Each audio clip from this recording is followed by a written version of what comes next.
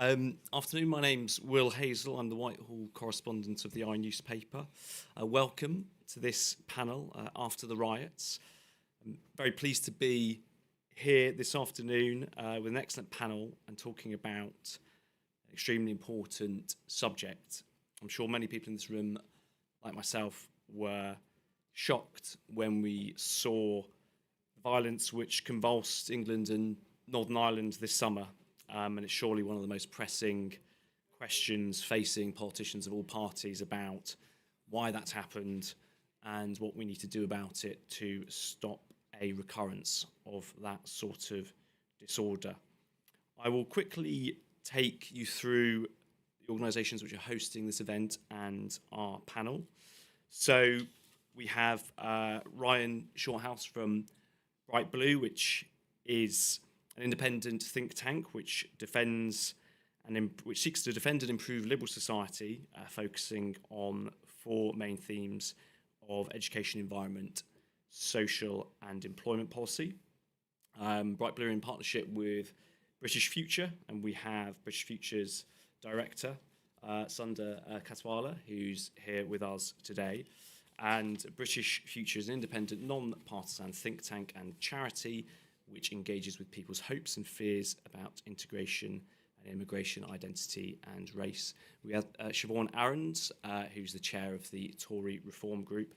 And this event is also being hosted by Together, the Together Coalition, which brings together organisations and people to discuss the need for a single united community committed to action on social cohesion and building stronger communities. And this event is also being supported by the Lloyds Bank Foundation, which is an independent charitable foundation funded by the profits of Lloyds Banking Group. If you do want to tweet, I'd encourage you to use the hashtag BrightBlue and the handles of the respective organisations who are here. I believe we've also got some digital viewers, so if people would like to ask questions who are watching from home, then please do use the Slido link. And what I was going to do is give each of our panellists 5 minutes to talk about the riots and their reflections on them. We'll try to stick to time, and then we'll open it up to questions from the floor and any questions from home as well. I think the three questions we'd like to discuss are, firstly, what did that disorder which happened over the summer reveal about Britain in 2024? How should the government respond to the riots? And not just the government, but what role should the opposition play? And do we need to take more action on social cohesion? And if so, what? So I'll start with Sundar, please, if you're able to give us 5 minutes of your thoughts. Thanks very much, Will. And as well as co-hosting this event with Bright Blue and Together, British Future produced with the Together Coalition and another network called Belong. We produced a paper called After the Riots, which is also available on our website and social media. People can get our analysis of what happened and what we might do to respond. To start with what happened, Will. The terrible killing of three young girls in Southport, brought about, grief across the country in the town. A very proper vigil took place where people came together to mourn. But then that also sparked 6 or 7 days of violence and disorder in around 35 places, mainly across England, also in Northern Ireland, around Belfast. And so quite frightening, very visible, very spreading out quite fast events. Relatively small events, actually. If you go through it all, about 4,000 or 5,000 people in total probably took part in violent disorder, even though it took place in 35 places. It was a bit more sustained in Belfast. Lots of one-off events, lots of things where there were 100 people or 30 people doing things. The Southport attack on the mosque was a bigger event, and people had travelled through to that. But very frightening scenes that went round the world. In Rotherham, you saw a hotel with sign seekers on it, people trying to set it on fire. So that was quite shocking. There was obviously focus on very visible policing, very quick justice, and that did bring it to the end. At the end of that week, 7th of August, was a day where somebody had posted on the internet, it was much more online participation than real world participation, a sort of wish list. Solicitors' officers, people working with asylum seekers saying, wouldn't it be good if things happen? That's where we can keep it going. So there was a real sense that, this might spread out again. And that day then, there were about 15 or 20,000 people came out as counter protests, mostly peaceful and, well motivated. And nobody did turn up in 35 of those things. That was quite an interesting point where, although there was a solidarity response of, people wanting to protect mosques or solicitors' officers and so on, there was also great fear right across places where nothing happened about whether people would get the bus or go to work or something. So while, the damage has not been enormous in terms of, there's a burned out library in Liverpool that looks terrible, a couple of places, in physical things, the psychological trauma of these events, I think, could last, although in some ways 6 weeks on, 8 weeks on, it's kind of faded away again. So that's an interesting thing to think about. How do we understand it? So it's a little bit about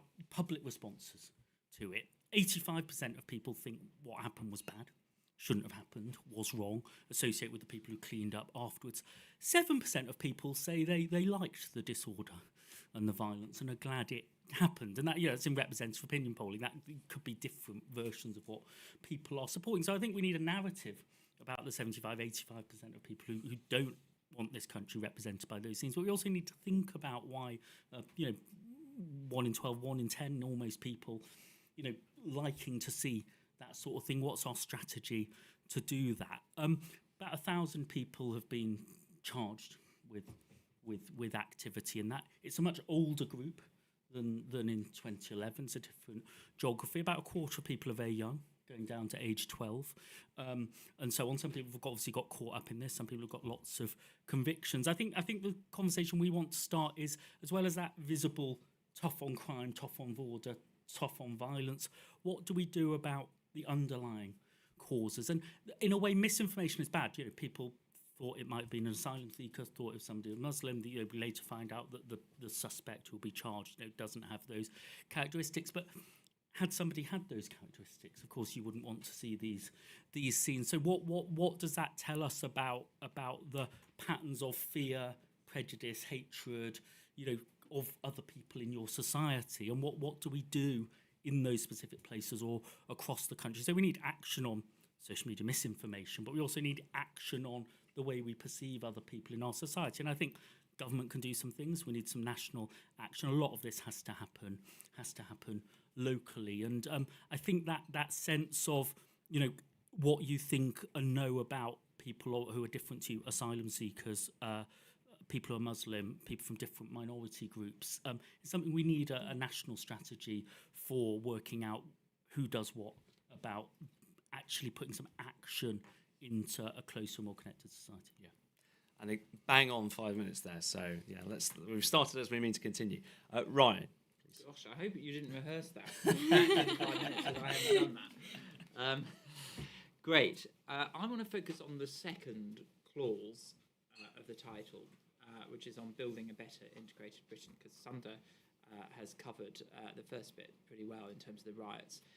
And I think really what I want to say is that I do not think the riots were a tipping point in the debate about immigration and integration in this country. And I actually think Keir Starmer has done one thing right, and his response to the riots was right, which was to make it largely about sentencing and policing and to be firm and swift on that. And that did work in reducing the numbers, particularly amongst young people who were involved in the rioting. And my view is that, the people who were conducting it and leading it, really, people who were leading it and bringing in some quite naive young people into it, were racist thugs. And those extremists do not shape our conversation on immigration and integration. It's an important conversation, but those people do not shape it. So that's my view on the riots. On integration, I think there's lots of positive things to be said about the UK, that it is probably one of the most successful multi-ethnic countries in the developed world, and we should be very proud of that and celebrate that. The census, coming every 10 years, shows that after each census, there is less ethnic segregation than before. So people are moving to different areas, and areas are becoming more multi-ethnic in their composition. Our education results for ethnic minorities and also immigrants is very good. I think English as a universal language helps, but if you compare the education results of migrants and ethnic minorities in this country compared to, say, other countries like Sweden, for example, ethnic minorities and immigrants do much better relative to white people. And also, if you look at attitudes towards immigration and people's comfortability with living next door to somebody, for example, who comes from a different ethnic background, if you compare the results on that compared to other European countries, we're pretty tolerant and very liberal. So actually, I don't think there's a failure overall of Britain on integration. I think there's a very positive story that we should be saying. However, nothing is ever perfect, and there is obviously much more that needs to be done. And the Casey review, which was commissioned by David Cameron in 2016, showed that there are still too many people who don't speak English. There's still some residential segregation in particular cities, and as the riot showed, there is obviously some tension amongst some communities conducted from a minority of people. So it's not perfect, there's more needs to be done. So how do we try and improve that integration? I think there's two policy approaches that you can take. The first is focusing on individuals. How do we better equip individuals to socially integrate? And then the second focus is on institutions. How do we increase opportunities for social integration in public institutions? So we did a report called Distant Neighbours, in 2019, which went into social integration in much more detail. And we basically compared levels of neighbourhood trust in each local authority with levels of ethnic diversity, which is measured by the Ethnic Diversity Index. And we found, we basically were able to track all the local authorities in the country and rank them on that basis. And Cambridge, Richmond, the City of London all had high ethnic diversity plus high levels of neighbourhood trust. Now, a lot of that is to do with affluence. You could see that. But we also wanted to learn from those areas what they were what they were doing in particular to try and improve social integration. And then we came up with a bunch of policies. So just to name a few, so we think government should measure social integration in areas properly. So define what it is. I've talked about what that definition is. I think neighbourhood trust combined with ethnic diversity might be a good measure. Track that and see how it changes over time. The Controlling Migration Fund, which the Conservatives introduced, which was meant to support areas struggling with immigration, to give them extra resources to help with public infrastructure and services that were needed. That needs to be restored and rejuvenated to support communities that do have high levels of migration and need the extra infrastructure and public services to cope. We think the Tory manifesto had the idea around national service. Now, I think that was probably the wrong policy because it was focused on 18-year-olds. And I think it was actually not the military side, but the voluntary side where it wasn't voluntary. It was saying every month, one weekend, you had to do some kind of voluntary work if you were 18. I think that was impractical. And lots of people at that age need to actually work because they're studying and need their extra income. So I don't think that's practical. But I think there is some evidence from the National Citizen Service, which David Cameron introduced for 15 to 17-year-olds, and I think about 60% of 15 to 17-year-olds now partake in that. It's quite good at getting people from different backgrounds interacting and mixing with one another. So I'd like to see that to be almost universal. So, perhaps we should introduce, just as people have work experience in year 10, maybe there should be in the summer term in year 9 or 10, a month-long national citizen service for everybody in school. So it's almost universal. And then you get people people from different backgrounds mixing with one another. Ryan, if you could just... Yes, yeah, and just final point, which is I think we need to look at this.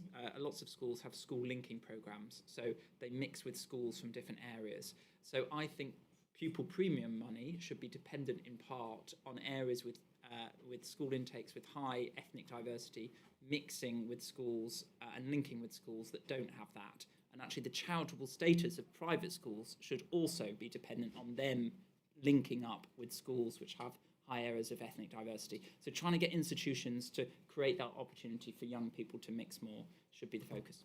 Fantastic. Thank you very much. And Siobhan. Thank you. When I looked at the questions that were meant to help us shape what we were going to say, I actually kind of slightly changed it. And so one of the kind of aid memoirs was, what did the disorder and rioting reveal about Britain today? And it was actually, what did the reaction to the disorder and the rioting reveal? And the reason I say that is because, like many people, I get most of my news through social media. I admit it, particularly the Shade Borough on Instagram. If you know, you know. And the reason why I'm starting with that is because actually what it showed was the perceptions and that divergence of perception as soon as the incident took place. And speaking as an ethnic minority, reading the Shade Borough, which is mostly for urban ethnic minorities or those who are allies of it, one of the things that instantly came out was, why is it that there are acts of male violence in response to an act of male violence? And it kind of made me pause and go, yeah, that's the problem. What actually was it that people were ready for? Why was this a kindling moment? And I think because for so long, many of us enjoy spaces like this in the bubble, talk to each other, and work through things. And actually what we have done probably is stopped listening to people, stop actually engaging with people across the country, because it seemed like it didn't actually matter what the facts were. It was, as soon as this incident took place, there was a presumption about who did it and why and who they were. And it just reinforced all of the perceptions and ideas that ethnic minorities, particularly younger ethnic minorities, had about how the state sees them, about how their fellow Brit sees them in certain places, and put them on high alert instantly. One of the things that came out straight away from it was, be careful, be cautious. That was the messaging. Even me in urban London was getting messages from people going, are you okay? What are you doing? Are you staying home? So again, it was it had just gone from, this is a terrible individual act, to this is putting all of us on alert who feel that we are being used as scapegoats for obviously some other things that are going on, for people who maybe feel that the system, the state, is not listening to them, is not hearing them in the same reasons of why people voted for, as they did in 2019, as they did in the EU referendum. And on the other hand, it also seemed that these people who were these thugs and gangsters, and I'm going to take a segue to be interesting use of language, thugs and gangsters, and was that ethnically shaped, I think is a polite way to say it. Would you call someone from an ethnic minority who rioted a thug or a gangster? Yeah, proof of that is no, by the way. Anytime the media talk about an ethnic minority, they don't call him a thug or a gangster. They use other, much more derogatory language. And so it just kind of proved the point, once again, if you are an ethnic minority, that you're being othered and you're being scapegoated. And quite frankly, the state doesn't care about you, and nor does your fellow Brit half of the time. And so when I then think about what is it that we need to be doing as we look ahead in terms of social cohesion, all of the points that Ryan made, I can very much agree with, but ultimately none of that matters if we are just imposing our liberal elite, bourgeois ideas onto other people in parts of the country. I think, this is once again a time where we actually need to engage fully and start at grassroots level, at community level. And investment in that. I know like the work of many faith groups, for example, that they do, has been really successful across the divides. It's not about separating, it's about uniting. And so, to deal with the underlying presumptions, we have to break our own presumptions in the metropolitan elite and actually look afresh and really hear from those on the ground so we can do better. Thank you very much. And again, bang on 5 minutes.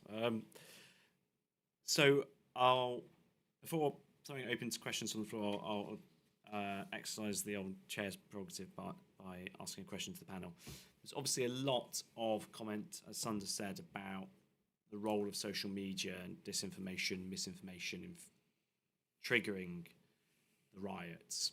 And as someone who uses X, once Twitter, very, very regularly, professionally, I think I have seen a very significant sort of change in, I suppose, the tone of that platform, and particular sort of tweets and material which is sort of pushed in front of me. We've obviously got the sort of position of Elon Musk, which generates a lot of comment as well. I'd be interested in hearing the panel's thoughts on, do we need additional regulation of social media? There's people who are very uncomfortable with that, and obviously have very valid sort of free speech objections or sort of anxieties about going down that route. But I'd be interested to hear people's thoughts on social media and whether we need to change anything in that area. Sandra, do you want to go first on that one? Yes, I think we do need to think more about it and act more about it. We also need, I think, to navigate our way through a kind of free speech, hate speech sort of debate where two things that are both true worry us normally. One is that we might over-police things that are just people being a bit rude or, stuff that doesn't matter. One is that we might under-police really dangerous stuff. And so that's why it's quite a hard thing to get right. Although when you look at the actual content we're talking about, you can have a bigger consensus if you're going for the really sharp stuff. Ofcom have got some new powers. They're slowly consulting about them. I'll give you a category that I think is an interesting thing that can take us out of that. Some people have got imprisoned for stuff they did. It's quite a small number of people. It's a couple of dozen. It's not hundreds and hundreds because they were actually inciting stuff. So I would quite like to know about the specific things where someone's actually gone to prison for it, to just hear from each of those platforms. Which platform was it? How long has that people been there? Is there any evidence they were radicalised? Could you have stepped in? Have you been complaints about them? There's a court case where he might have been exaggerating, but under the Twitter monetisation system, the person who'd been getting more and more radical online, he said he's getting about £1,400 a month from Twitter because his tweets were becoming more popular over time. Actually, those tweets have not been taken down from Twitter even after he's gone to prison for them. He's probably still getting money for the tweets that were very much like, yeah, go on, glad this is happening. One of them was, if you're defending a mosque tonight, you're as bad as the traitors. That like quite off the wall stuff. So I think making the platforms account for the stuff that has actually gone criminal. And then, is there anything else going on about who they monetize, what they do? That would be the kind of place where we wouldn't be in the free speech debate. We'd be in the incitement to criminal violence space. Siobhan? I am torn, especially as a Conservative, because and also someone who really does quite love using Instagram in particular, because it's so easy, isn't it, to just say this is what I think, but you're not saying, oh, this is what I think, and a disclaimer. You're just saying it, and then for whichever reason, because you've got a great photo with it or whatever, it gets shared and retweeted, or in the case of X. And so, but that is a spreading of misinformation. And so I do think that there does need to be a control, because we are in a world that is new and unknown to us as individuals as well. Whereas before you would just say something to the person sitting next to you or, in a small room, and it didn't go any further. Now everything we say, we share, can go anywhere and it will last a lifetime. So I really want to engage in the conversation. I don't know what the answer is, but it absolutely does need to have some form of guardrail without you stopping being able to express yourself with your funny, meme or whatever you do. But the serious side of it is the implications. It is, I think, for many people, whoever you are, you have experienced what it's like to be on the receiving end of something really horrendous. And so not just talking about it in this context, but in day-to-day life in general, and especially the impact on young people, where, they're learning who they are. And I think we've seen from some of the 12-year-olds in the riots and the kid in Northern Ireland who was mouthing off whilst his parent was walking with them and everything, that if you're just picking up everything through all of this amazing social media, there does have to be a way in which we can help shape it so that it doesn't become uncontrolled, and that is the way in which we learn and we grow as society. Ryan?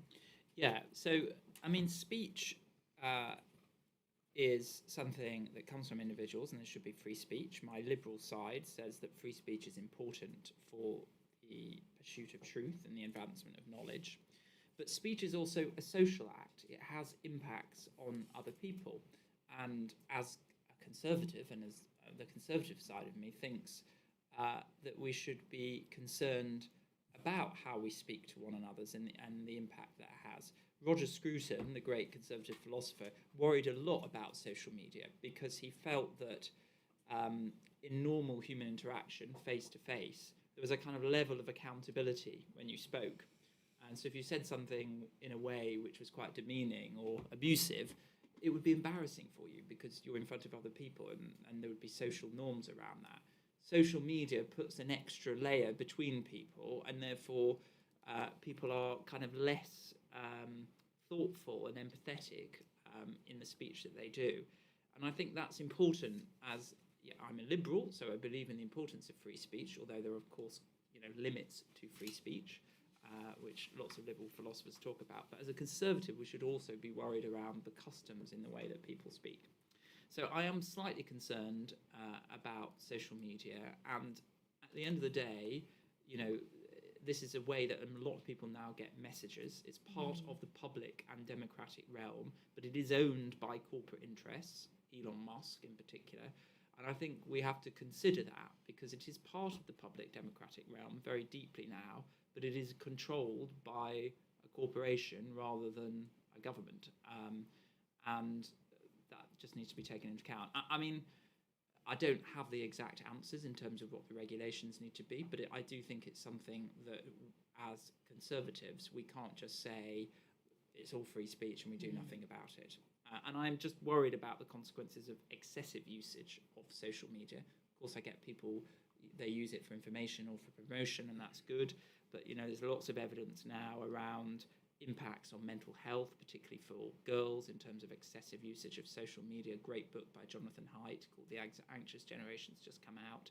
There's lots of evidence from Cass Sunstein, for example, the American academic, around it being quite polarizing on people's views because of the algorithm, the way it works. You just then receive the same kind of political messages from the same types of people, so it leads to increased polarization.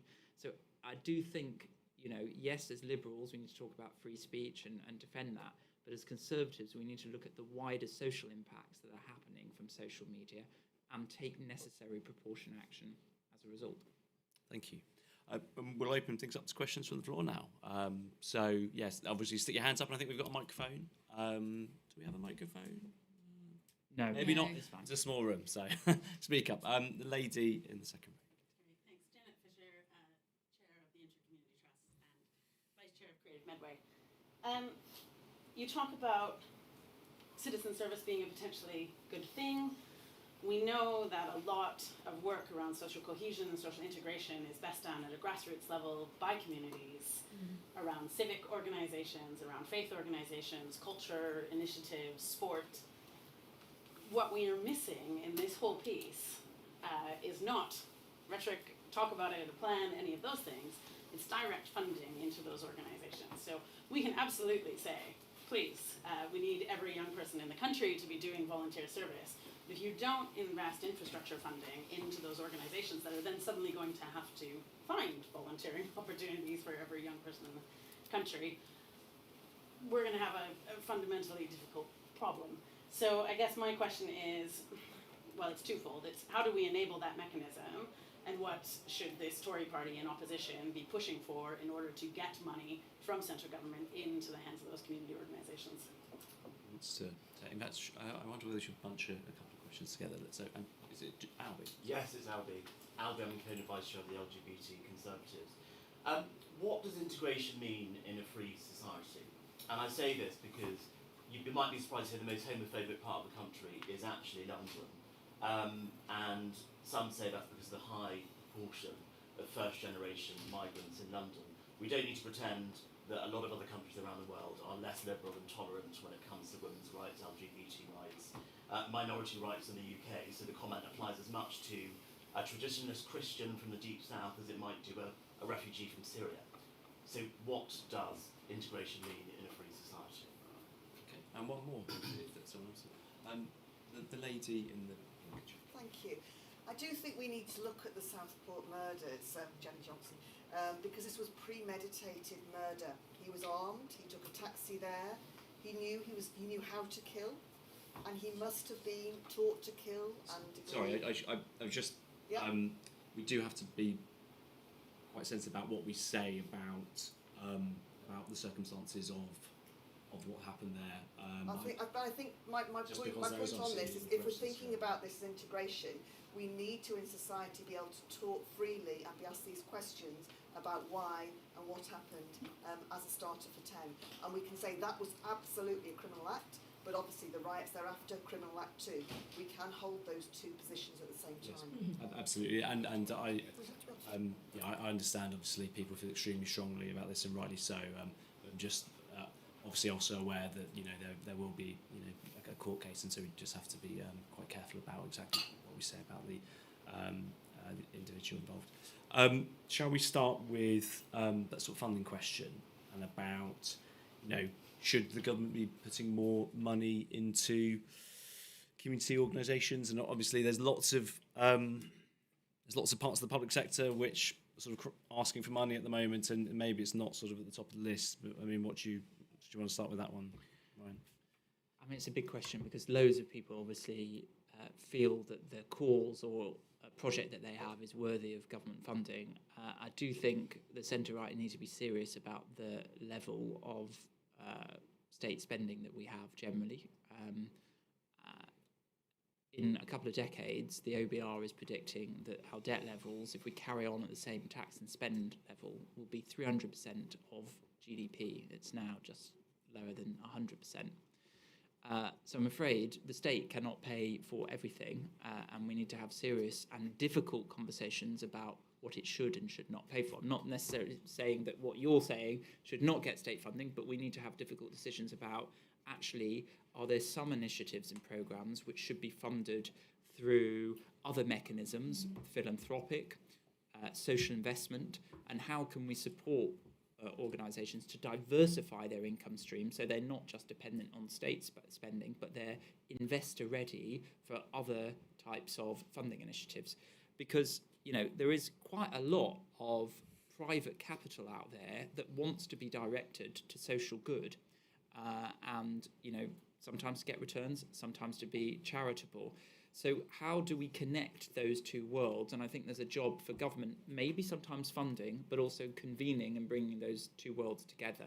And I think that's where the centre-right needs to focus, rather than every problem, the government comes in and funds it.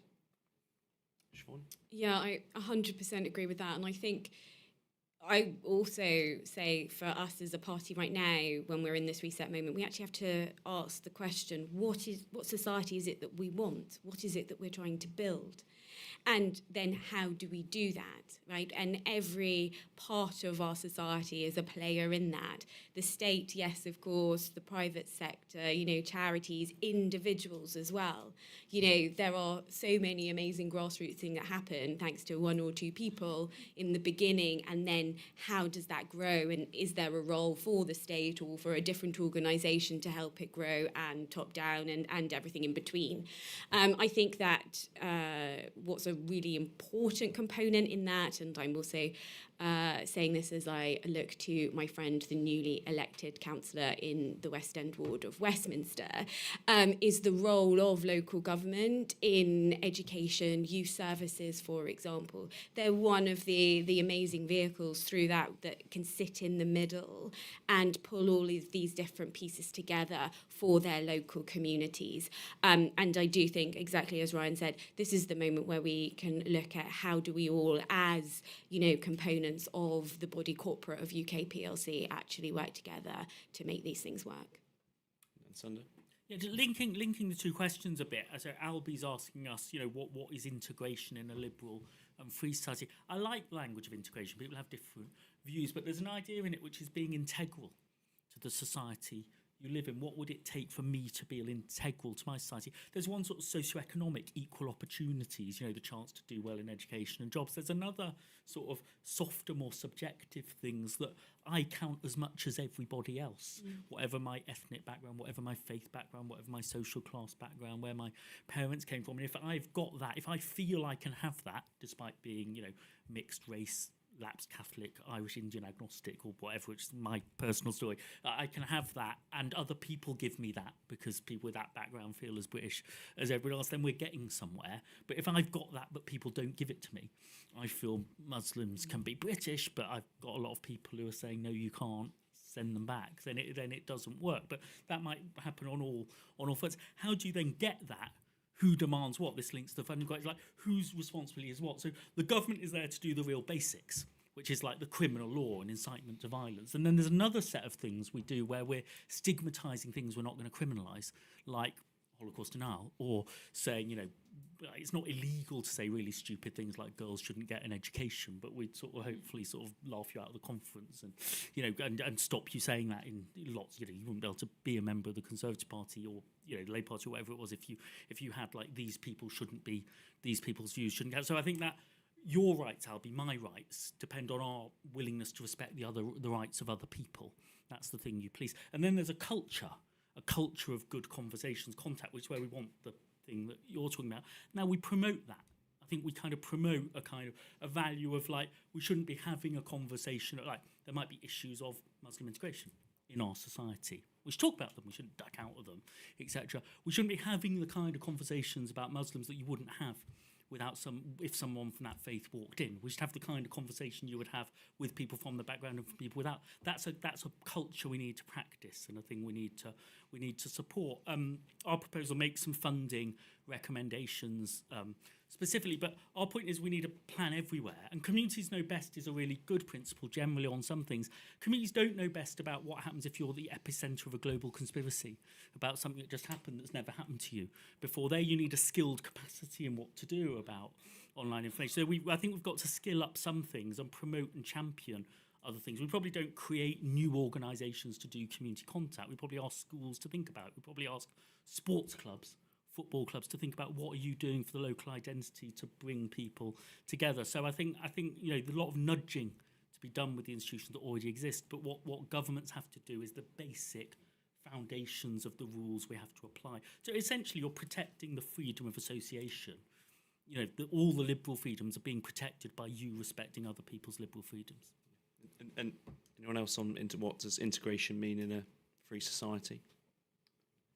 I mean, it's a good thing. I mean, I tend to, it's a good question, sorry. I tend to think of it as, are people from different backgrounds able to contribute economically, socially, culturally, and that they are partaking in our culture and our economy and society and able to do that and subscribe to the norms of it.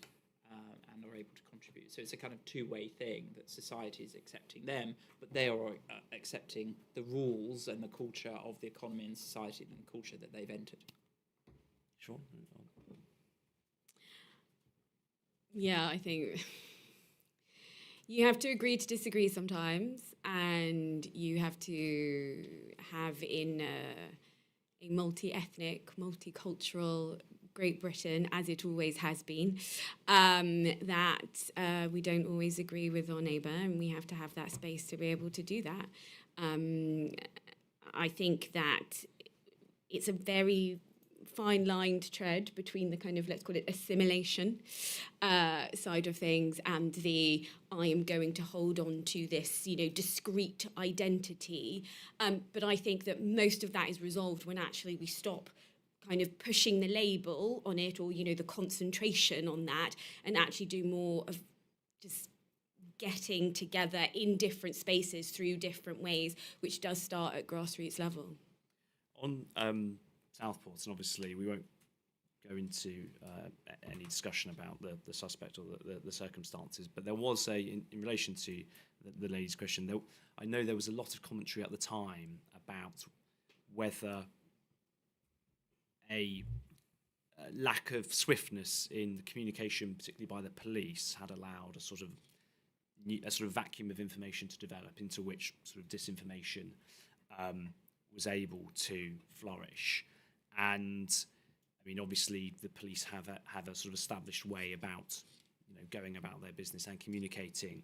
I wonder if anyone on the panel thinks that actually, in the light of our social media age, maybe the police need to be a bit more, I don't know, maybe on the front foot. Do you think, or that actually that some of these sorts of conventions which have developed, in which the police are very sort of tight-lipped about these things for obvious, understandable, legitimate reasons, but whether actually maybe you do need to kind of communicate in a slightly more nimble fashion. Do you have any thoughts on that, Sunder? Yeah, I mean, there are things to weigh up there, but clarity and communication is very important. To some extent, I think the misinformation story is very important here about the pace at which things spread. In another way, it's a red herring, because when the thing is clarified, people continue anyway to pursue the thing that isn't the case because it might have been. But also the other way, which is a red herring, is there is a parallel universe in which the suspect and the perpetrator isn't the sort of Welsh-born child of people who immigrated here 18 years ago from Africa, but is the version that is being speculated about. And then you still got to handle the community cohesion. It's not then that if somebody was an asylum seeker, it's not the responsibility. You shouldn't be trying to harm the imam at the Southport Mosque as if he's somehow part of the same group. So the reason misinformation is shared and believed is because of the pattern of perceptions of threat and fear and prejudice about groups as opposed to about the individual. So you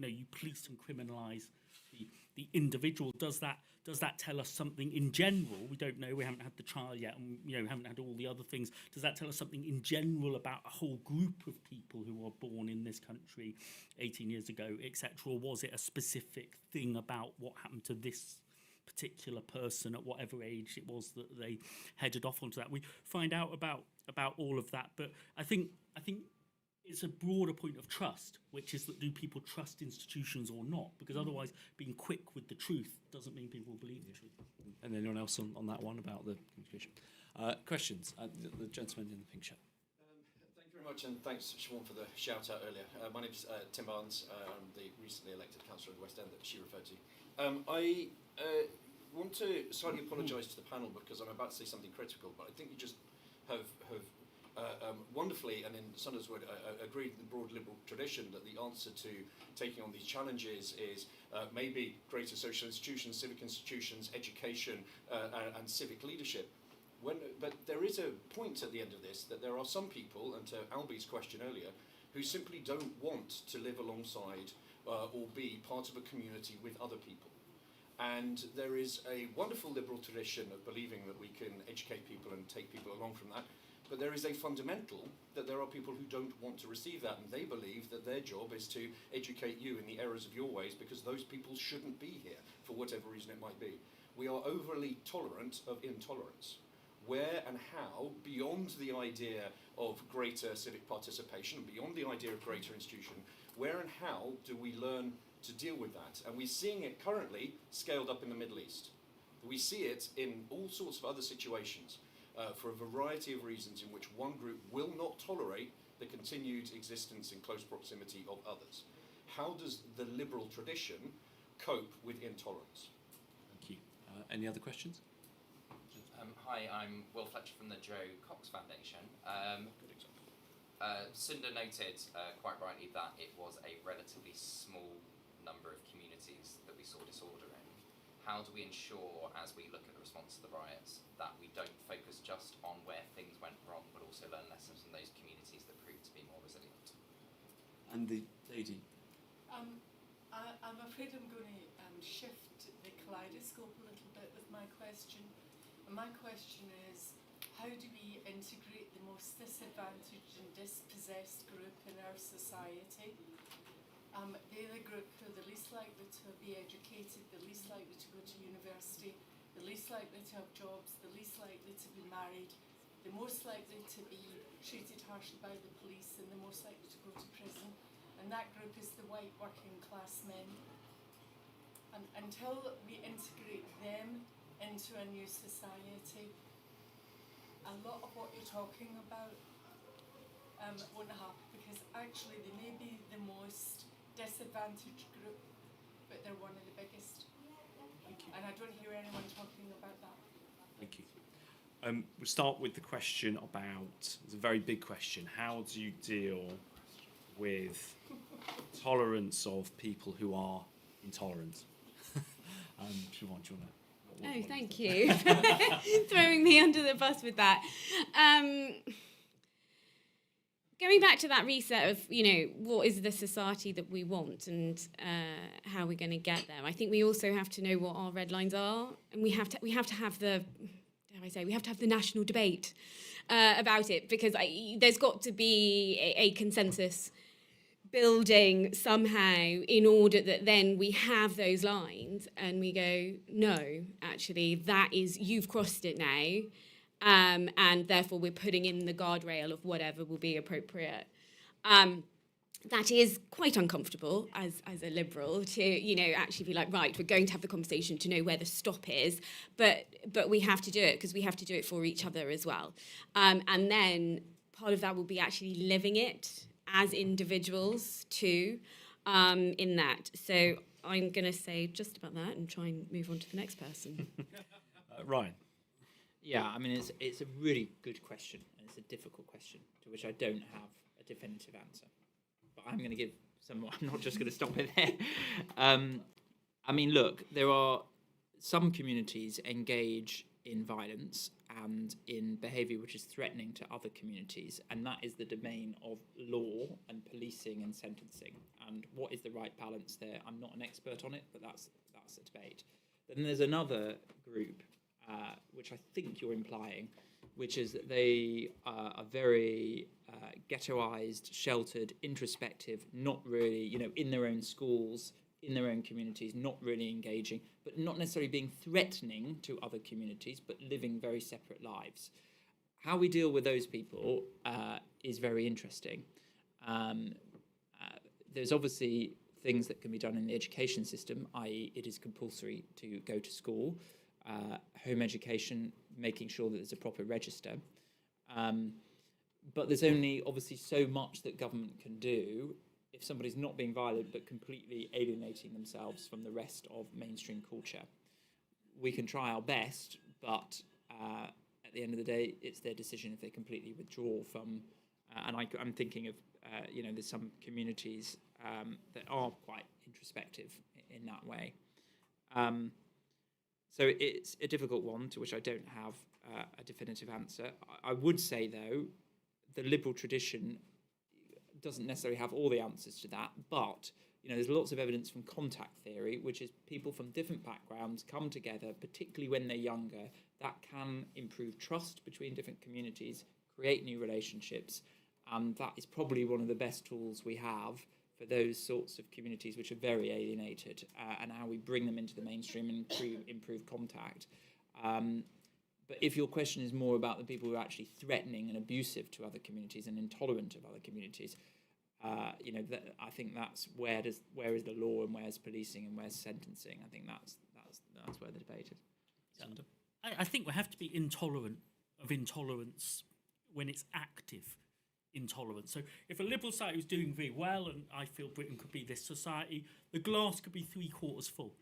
And you'd have a sort of 75% of people in the majority group and across the minority groups all wanting the kind of version that we teach in the schools, and mutual respect and so on. And maybe 1 in 20 people, maybe 1 in 10 people, maybe in the majority group and in all that, don't really buy it. And that's a kind of quite a good win, but you've got the problem of what do you do with that, and in a way you want to sort of diffuse and demobilise those people if they feel that someone is an existential threat to them, and two groups can kind of play off each other. If the so-called English Defence League can create the so-called Muslim Defence League and kind of turn up for a ruck, then they can sort of sell that in. That's where we got Tommy Robinson and James Chowdhury from. So if the active intolerances feed off each other, people just want to sort of say, well, I don't really agree with that new consensus on gay rights, but I'll keep it to myself. Then obviously that's that. So you then you're policing and containing the bits that are dangerous. Continuing to have the set the boundaries. Where I still want to be a bit of a bleeding heart liberal is let's say you're a young person who got caught up in this. Some people like violence against police whenever it's happening and get convicted every time. Some people do something really stupid after 5 pints when something was going on in the street. Other people get kind of dragged in. There is a case for contact at the very sharp end as well. Like if I've got convicted in Middlesbrough because I got caught up in something, but I've never really had anything to do with a refugee and asylum seeker, someone who's Muslim, I would like to see the probation services give you some perspective. We do restorative justice with the victims themselves. I'd like to see what happens to those people. Are they reachable or not reachable? Somebody might still be unreachable, but I'd like to make the effort to see if it does anything. It takes very individual. If someone's radicalised, de-radicalising them is quite hard. If they are just sort of vulnerable to radicalisation or stupidity, actually we should sort of try quite hard before we give up on them. And we'll move straight on to integrating the white working class. And what there were clearly people who were involved in the disorder, who, as the lady was saying, I would suggest that people who have a well-settled place in society don't do that sort of stuff. And if there are groups who are people who are feeling disaffected, particularly from sort of poorer white working class communities, what do you do about that? It's important in its own right, okay, but we should be careful about class in this thing. So support for the violence, 7% of people say support violence, it is gendered. It's 10% of men and it's 5% of women. It's only 10% of men, but 10% of men is more men, etc. And it's not actually about class at all.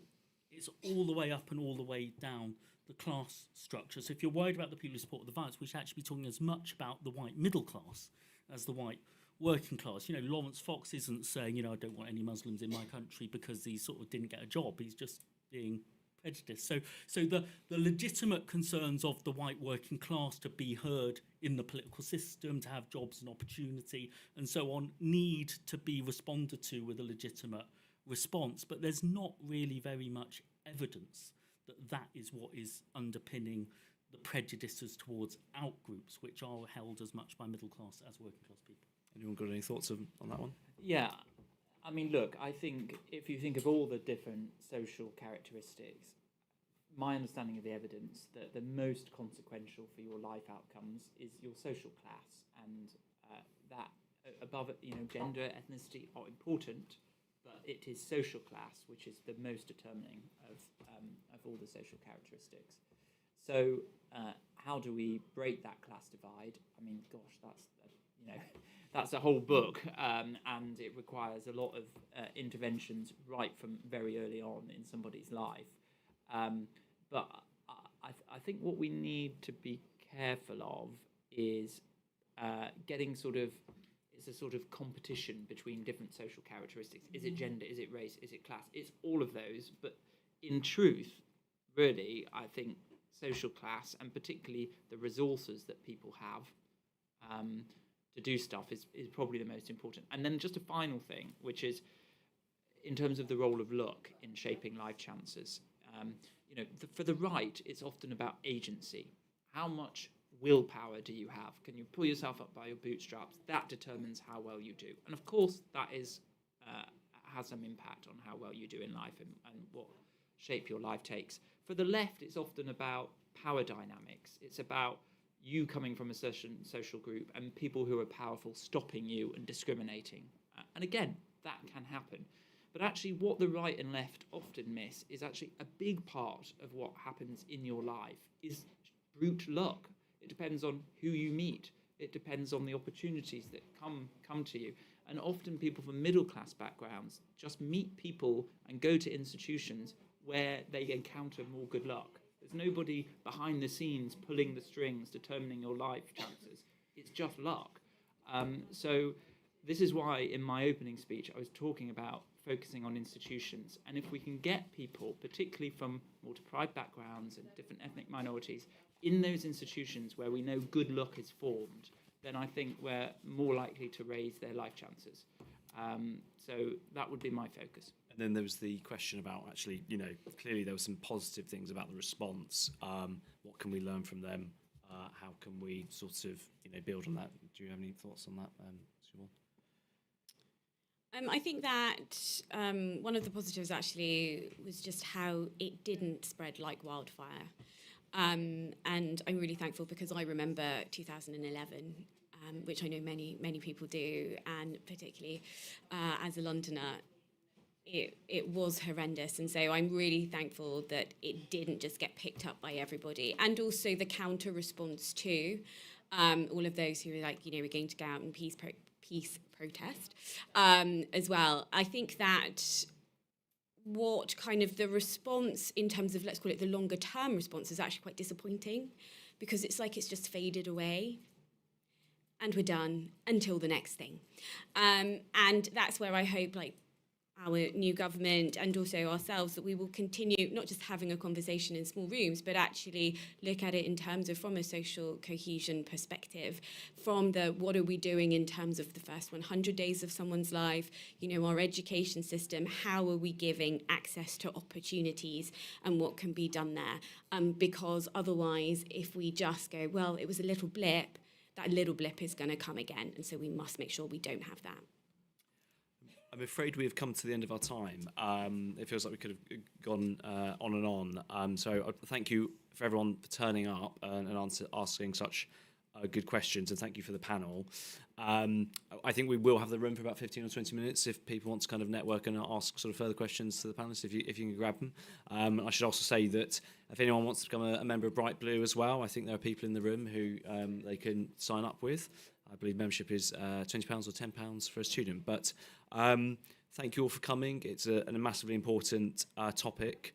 And clearly, I don't think anyone sort of got all the answers, is one of the things which we learnt. But certainly, lots of sort of good ideas. And I hope, as Siobhan says, that we continue to sort of think about this and we don't just say, well, it kind of happened and it finished and it's over. Let's just think about other stuff. And actually, hopefully some sort of good will come from a fairly sort of bleak sort of episode, and we will sort of move towards a more integrated society. But so thank you very much. Thank you.